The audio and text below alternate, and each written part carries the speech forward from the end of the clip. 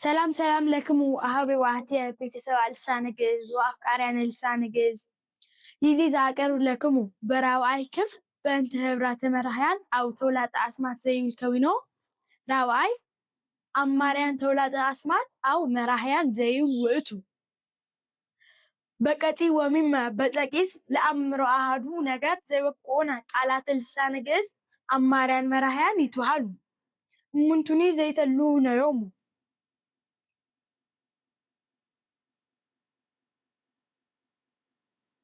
راوعي ጠቋሚ ክንዲ ስማት ንሓደ ነገር ብምጥቃስ ወይ ድማ ብምጥቋም ንምምልካት ዝጠቕሙና ቃላት ቋንቋ ግዕዝ ኣመልከቲ ክንዲ ስማት ይበሃሉ።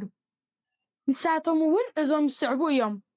ኣማሪ መራሒ ዝ ኣው ዝንቱ ዛ ኣው ዛቲ እሉ ኣው እሎንቱ እላ እላንቱ እሎን ዝኩ ዝስኩ ዝክቱ እንትኩ እንታክቲ እልኩ እልክቱ እልኮን እልክቶን ጠቋሚ ክንዲ ስም ዝ ወይ ዝንቱ ማለት እዙይ ዛ ወይ ዛቲ ማለት እዚኣ እሉ እሎንቱ እዚኣቶም እላ እላንቱ እሎን እዚኣተን እዚኣቶም ኣርባዕቲኦም ኣብ ጥቓናን ዘለዉ ሰባት ወይ ድማ ንነገራት ንምምልካት ይጠቕሙና። ዝኩ ዝስኩ ዝክቱ እቱይ እንትኩ እንታክቲ እቲኣ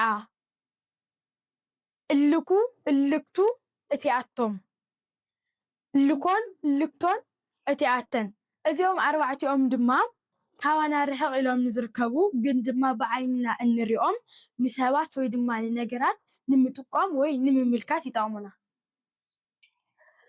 ተሳሃብያን እሉ እለ ኣምላኢክ ተከስቱ ተስሓብቲ ናይዚኦም ድማ ኣብዚ ኣለዉ ኣብዚ ተገሊጾም ኣለዉ።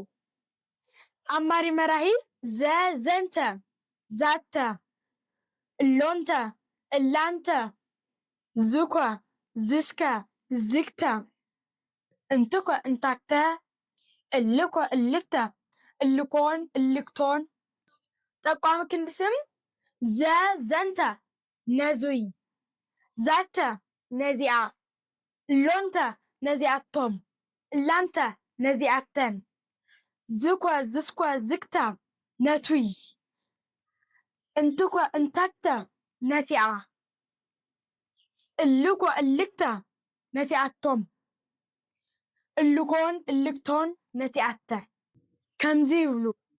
ሕዚ እውን እዞም ኣርባዕተ እዚኦም ምሳና ኣብ ጥቓናን ዘለዉ ነገራት ንሰባት ወይ ድማ ንነገራት ንምምልካት ይጠቕሙና።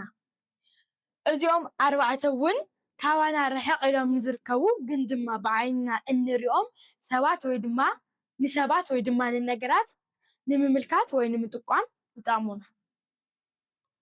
በአማርኛ ሲሆን ደግሞ ህብራተ መራሕያን አው ተውላጠ አስማት አራተኛ አማርያን ተውላጠ አስማት አው መራሕያን በቀፂ ወሚመ በጠቂስ ለአምሮ አሃዱ ነገር ዘይወቆነ ቃላተ ልሳነ ግዕዝ አማርያን መራሕያን ይትበሃሉ እሙንቱኒ ዘይተልውነዮሙ።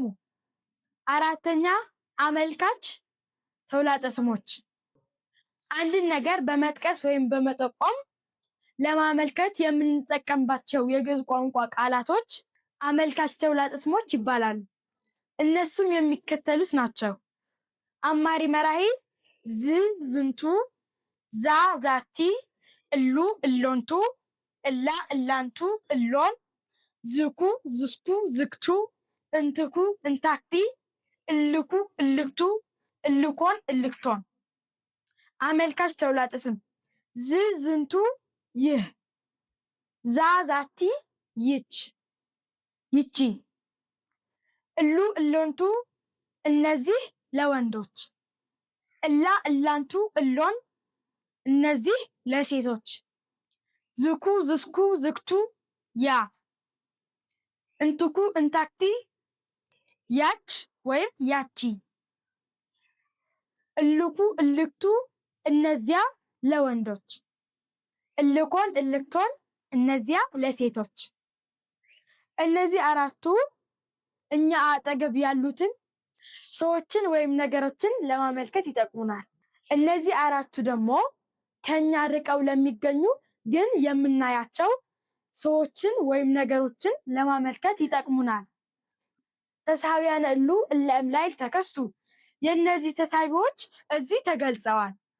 አማሪ መራሂ ዘንተ ይህን፣ ዛተ ይችን፣ እሎንተ እነዚህን ለወንዶች፣ እላንተ እነዚህን ለሴቶች፣ ዝኮ ዝስኮ ዝክተ ያን፣ እንትኮ እንታክተ ያቺን፣ እልኮ እልክተ እነዚያን ለወንዶች፣ እልኮን እልክቶን እነዚያን ለሴቶች። እንደዚህ ይላሉ። እነዚህ አራቱ ከኛ አጠገብ ለሚገኙ ሰዎችን ወይም ነገሮችን ለማመልከት ወይም ለመጠቆም ይጠቅሙናል።